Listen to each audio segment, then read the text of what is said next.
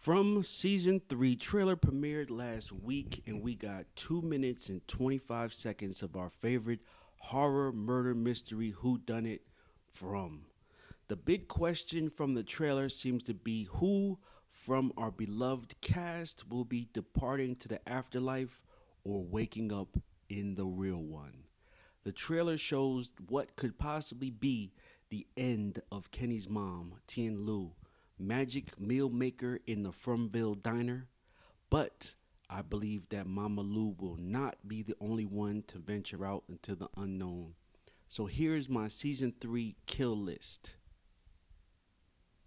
So in episode 1, I believe we'll get 4 kills. Don't worry, I'll explain this later. In episode 2, I think we'll see the biggest loss, which is Kenny's mom, Tien Liu. Then in episodes 3 to 5, we'll see that something, we don't know what, but something's going to happen with Marielle. And I believe it'll probably just be she goes missing. Now, a lot of people were saying that they didn't see Marielle in the trailer, but if you look again, she's at the colony house when they had the woman shot through the window. And shout out to Maytail7184 for pointing that out. You know, Marielle is a nurse, so she is there helping that woman. And then I believe that it's important to give people credit when they point stuff out, so thank you very much. Episode 6 to 9, we'll see the aftermath of the Colony House War, and I believe something happens to Bacta because we did not see her in the trailer. And I believe in the season finale, something will happen with Christy. We have seen, clips of her getting her leg caught, and so I'll talk about that later. Also, people were saying they didn't see Tilly, but if you look at what's supposed to be the funeral scene, that's clearly the back of Tilly's head. So she is right there, sort of behind Ethan, next to Jim in like the third row, and we can also see Kenny's head. The creatures are clearly playing differently in season 3. They are clearly on offense and have clearly stepped up the game. No more hide and seek. They are clearly playing Battleship, and they are sinking the pieces. This is definitely chess, not checkers. Now, the next kill, which will be the most emotional kill, will be Kenny's mom, Tien Liu. The first clues we get with the main cast will not survive this season is the shots of Boyd and Jade pulling the wheelbarrow. We could see Boyd carrying a small body into the church, and many believed it was a child, possibly Ethan, but trying to match the shoes, we found out it was not Ethan, and we actually couldn't find out who had those shoes on, but the clues were not the shoes itself, but the size of the foot. It was very small, and then how he was carrying the body, possibly Kenny's mom. Then we saw some pants matches, and we saw the color of the vest that she had on, so it kind of matched up. And then we saw her, getting between the livestock and the creatures. So I believe Kenny Moms dies trying to save the livestock. In the trailer clip, Victor is seen pulling the goats away, and Kenny's mom putting herself in between the creatures and the goats. And from the progression of the trailer, we know that they possibly grab her and take her to where Boyd is being held. And then that's when the whole scene from the original 30-second teaser trailer comes out. Now, I do believe that Boyd was taken outside of the ambulance because he was cornered. I don't know if he was looking for the keys there or something else, some medicine or whatever he was looking for, but the creature snuck up behind him and pretty much said, "You're looking for these," and he was cornered. And one of the mechanic creature we saw, walk up, we also see later in the barn sort of having a hold on Boyd and tying him to the post. Now, some other online theories were asking where did Boyd go to after season 2 finale when the dog, sort of led him away from the temple or underground basement, if you want, where they were keeping some of the people that he had to save. But I just believe the dog just led him back to the village. A big key in this scene is the goats, mostly because they are clearly shown in the new season 3 key art, as well as in season 1. Remember, Boyd went into the forest, and the first thing he came back with was a goat. And so we saw also a drawing by Victor of Boyd in the same goat. So apparently we're starting to see some connection here. It's a reoccurring theme, and we're starting to see this goat symbolism over and over again. And then in the scene where Kenny's mom is trying to save the livestock. We see Victor trying to pull off and save the two goats. Now, goats can symbolize a lot of things. In the Norse mythology, goats symbolize strength and resilience, making them perfect companions for Thor, the god of thunder. Even though they are animals, they are more than mere animals. They embody the very essence of power and might. Now, goats have also played a significant role in the Viking culture, representing fertility, sacrifice, and environmentalism. Now, the Yule goat has origins in ancient pagan festivals and medieval celebrations. In the 19th century, the Yule goat became a Christmas gift bringer. There's also Bahamut. Now, Bahamut is a deity in which the Knight Templars were accused of worshiping, now subsequently became incorporated into various of a cult. So this could be a symbolism of the evil or the devil or something like that, or just a representation of evil place, the entity itself. Okay, so next on the kill list is Randall. Now, I've got him going in episode 1, but also in episode 1, I believe we get 4 kills. And so this comes from looking at IMDb. We've got Robert Joy, we've got Samantha Brown, who plays the police officer, and then we got a surprise patient who is listed as uncredited. And so we don't actually know who Andrea DeVoe is or what she looks like, but just that know that she passes away. Now, we can see in the scene with the cop that there is two people. There's one person laying with his arm out in front of the ambulance or the EMT, and then we see the cop, but we don't see her anymore. So, but we see the creature sneaking up behind her, so it must mean that something gets her from behind. And then we see Randall. Now, I believe that Randall has something in his hand, right? It's kind of hard to see in this picture, but it looks like he has a bag. And then in the scene where we show him being confronted by the 4 creatures, he kind of grabs that, and pulls something out.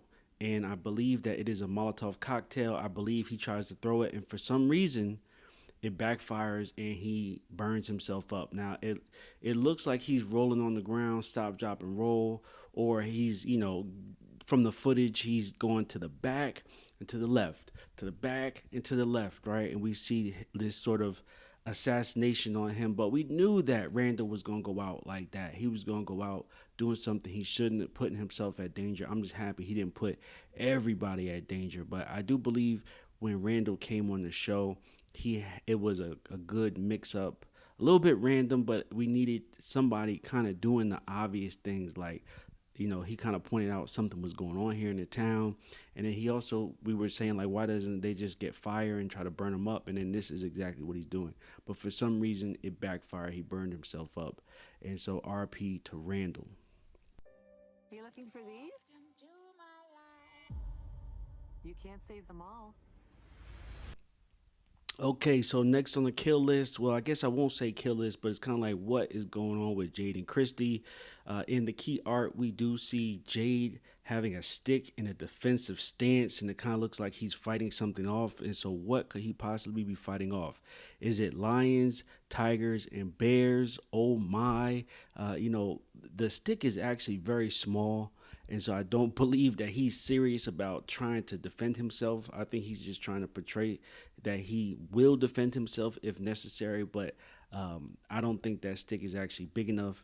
And in the scene we see, on the key art, we see Jade and Christy together. So we know their stories kind of intertwined. It could be that there is other animals, right? We do know that animals exist. We've seen the cow, we've seen the goats, so it could be other animals. It could possibly be a bear. It could be a polar bear. It could be a snow leopard. It could be a panther, right? And he just sort of getting the stick out to defend himself. We don't know. We'll have to see. But I think that would be a surprise if it was a crazy animal. Now, when we first see Jade, he is in the bar. He's looking up from a position trying to recreate what he saw in the cave, which was the symbol above and the altars at the bottom, and trying to figure out if there is some sort of meaning that he can find. Now, we did see him also do this in season 2 when he was rearranging the glass, trying to get it from a different perspective of what he said, and that's what he was trying to do. In this scene, I mean, he's being very literal where he is recreating the string theory. That special relativity, the climb, parties.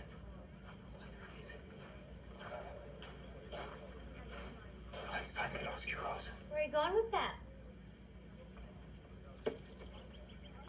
We know that that was a big thing for him in season 1 with the string theory in the Eisen-Rosen bridge. And so we're guessing that that's still his main theory and what the problem he's trying to solve. And then when it comes to Christy, we see a scene of Christy and Boyd standing by the pool. Now, this is where a lot of the cast members in the village go to think, and I do think there's something with the water that draws them there, and some people can hear it, some people can't. It's said by Fatima. And if you look, she has her jeans, the same color jeans, tucked into her socks. And then if you look at the key art, you see the same type of cable knit. Scully is the one that's in the corner of the scene with Jade, but there's two different scenes, right? And so we see the person we don't know stepping on the bear trap, socks in their jeans, but different boots on. Christy had on white shoes. These are boots, but I think that that is her. Now, in the scene with Jade, he has on a similar Scully, but it's not as bright red, and he's touching a red rock. We have not seen these red rocks before. The only place he could be where there was rocks was that middle of that field with Father Khatri, and so we're trying to think of what are these red rocks. And I looked into it, and red symbolizes the passion, love, and vitality. They are red. The color of blood and fire is a hue that evokes energy, dynamism, courage, strength, willpower, determination, and audacity. And to me, that describes Jade, right? These are the things that we see Jade do. Now, Jade does have this vision where he's being assaulted and he's getting, we see his scenes be more physical. A lot of other people who have scenes aren't that physical, but for some reason, his are. And, I'm not even really going to speculate on what this could possibly be with the person drinking the whatever blood from the skull. But I know that this is pretty much the second type of scene that Jade has had that was aggressive. Remember, the Civil War soldier shot him, but he didn't die, right? So, of course, this guy attacking him, he's not going to die or be hurt. But I do think the scenes are different because one, you see Jade with a Scully on, the other you see he doesn't have a Scully on. But I do believe that it is Christy whose leg gets caught, and for some reason, how Jade finds her and is the one who's trying to help her. But then he has this vision in the middle of it, and then he sort of gets into this whole big fight, and then apparently have to, like you see in the key art, pick up the stick and defend himself. So we don't know. All right, so look, that's all I got this week. I hope you guys really enjoyed this clip. I tried to, pull out some information that I saw after watching it and, elaborate on some more details to what might be going on. And of course, I love to hear what you guys think, whether you guys agree, whether you guys found something, or whether you guys would like to set up a live and pretty much come on here and talk. I always like to discuss the show. And so, look, I'm going to be trying to release a video every weekend. So I'm doing this one this weekend, and I'll do one next weekend, pretty much up until the premiere date. And then we'll just probably start doing a lot of discussions and lives after each episode. Now, look, I want to thank you guys for checking out this video. Please remember to like and subscribe. It is so important. And of course, as always, let's discuss in the comments. So I'm the Movie Guru. Thank you for all your support. I really appreciate it. And I'll see you on the next video.